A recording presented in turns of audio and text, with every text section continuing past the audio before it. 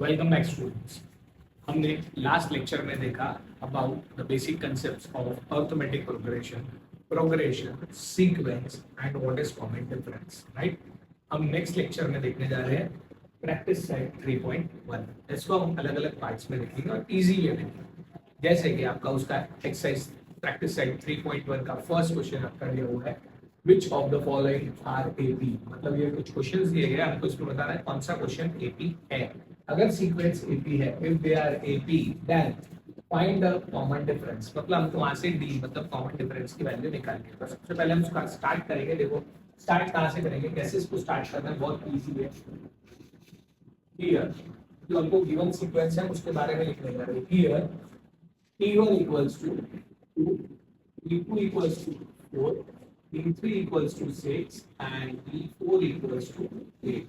ये हमारे पास पूरी टर्म्स, हमने सीक्वेंस को टर्म्स में सेपरेट कर दिया है, t1 t2 t3 t4 and so ये सारे के सारे हमारे पास आ चुके हैं। अब एपी को चेक कैसे करते हैं? तो एपी को चेक करने के लिए एपी के लिए हमारे पास होना चाहिए constant common difference, that is g equals to t2 minus t1 which is equals to 4 minus 2 equals to 2. Again, d equals to t3 minus t2. This is equals to 6 minus 4 equals to 2. Again, d equals to t4 minus t3, which is equals to 8 minus 6 equal to 2. It is not necessary to find out all the values. If अगर आप at least 2 या 3 value भी calculate करते हैं तो चलता है। या फिर हमने अगर 2 वैल्यू भी कैलकुलेट की रहती है लाइक दैट, सिर्फ ये और ये, तो भी हमें सफिशिएंट है। फिर भी हमने क्या किया, हमने थर्ड वैल्यू भी फाइंड आउट कर ही ली। अब ये सब के सब में क्या आएगा, here common difference is constant. Common difference क्या है, कांस्टेंट। तो therefore the given sequence is in AP। तो सीक्वेंस जो हमारी है इसमें आ चुकी है एपी में। अगर सीक्वेंस एपी में आ चुकी है तो अब हमको क्या फाइंड आउट करना था, if they are AP find the common difference. वैसे हम निकाल पहले चुके हैं, हमको सिर्फ उसको डिक्लेरेशन बताना है कि कॉमन डिफरेंस क्या है। Therefore common difference is that's it. इतने का ही रिक्वायरमेंट था, समझ में आ गया। इसके लिए इजीली आपको 2 मार्क मिल जाते हैं बिना कोई हैकिंग।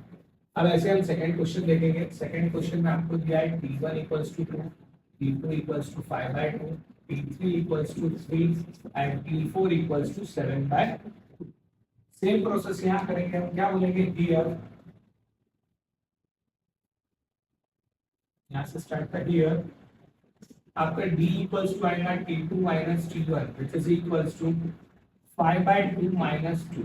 इसके नीचे कुछ नहीं है तो 1। अब इसको हम सॉल्व करेंगे with the help of fraction. अब फ्रैक्शन कैसे सॉल्व करेंगे, that is 5 1 5 minus 2 2 4 upon 2 1 2 which is equals to 1/2। अब मुझे पता है फ्रैक्शन में बहुत सारे बच्चों को प्रॉब्लम जाती है, तो इसके लिए मैं आपको लास्ट में इसका जनरलाइज फॉर्मूला भी लिख के दूंगा क्रॉस मल्टीप्लिकेशन का। Again d equals to t3 minus t2 which is equals to 3 minus 5/2। अब यहाँ भी कुछ नहीं है तो 1। Again cross multiply, 3 2 6 minus 5 1 5 upon 2 1 2 which is again equal to 1/2। Same d equals to t4 minus t3 which is equals to 7/2 minus 3। नीचे कुछ नहीं है तो अगेन 1, 7 1 7, 3 2 6, 2 1 2 अगेन 1/2। अगर हम फिर से ध्यान से देखें तो सारे कॉमन डिफरेंस 1/2 1/2 1/2, करेक्ट। अगर सारे कॉमन डिफरेंस 1/2 है तो हम इसको बोल सकते हैं हियर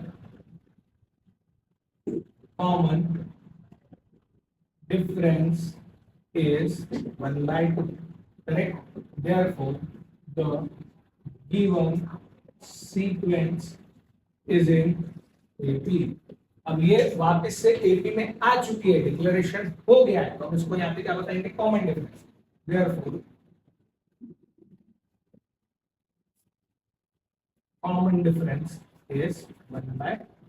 इतना समझ में आ गया। मुझे पता है आप किसका वेट कर रहे हो, सर फ्रैक्शन, करेक्ट। अब आपके जस्ट लाइक इस प्रकार से फ्रैक्शन होता है a upon b plus minus c upon d, correct. तो आप इसको सॉल्व कैसे करते हैं? दैट इज एडी प्लस या minus depend upon given situation. अगर आपको क्वेश्चन एडिशन का है तो आप प्लस यूज करोगे, अगर आपको क्वेश्चन सब्ट्रैक्शन का है तो आप माइनस यूज कर सकते हो। माइनस बीसी अपॉन, ये आपका एक्स्ट्रा एडिशनल फॉर्मूला है फॉर फ्रैक्शन सॉल्विंग। ये इसका बेसिकली क्वेश्चन में लिखने की जरूरत नहीं है, that's only for extra knowledge. Understood? That's it. अब हम आते हैं थर्ड क्वेश्चन। आपका थर्ड क्वेश्चन भी सिमिलर है। कहां से स्टार्ट करेंगे? Here t1 equals to -10, t2 equals to -6, t3 equals to -2 and last t4 equals to. इस प्रकार से आपको टर्म्स दी हुई, हमको निकालना क्या था कि d equals to t2 minus t1 which is equals to -6 minus of -10 which is equals to -6 plus 10 equal to 4. Same d equals to t3 minus t1 which is equals to t3 is -6, correct? Sorry, t minus 2 minus of -6 which is equals to -2 plus 6 again equal to 4. Last एक third आप लोग try करेंगे, आपके लिए मैं यहाँ पे space छोड़ रहा हूँ, दैट्स फॉर यू। ओके, यहाँ पे भी सेम आएगा 4 4 और थर्ड भी 4 भी आने वाला है, तो हम सेम यही स्टेटमेंट रिपीट करेंगे। हियर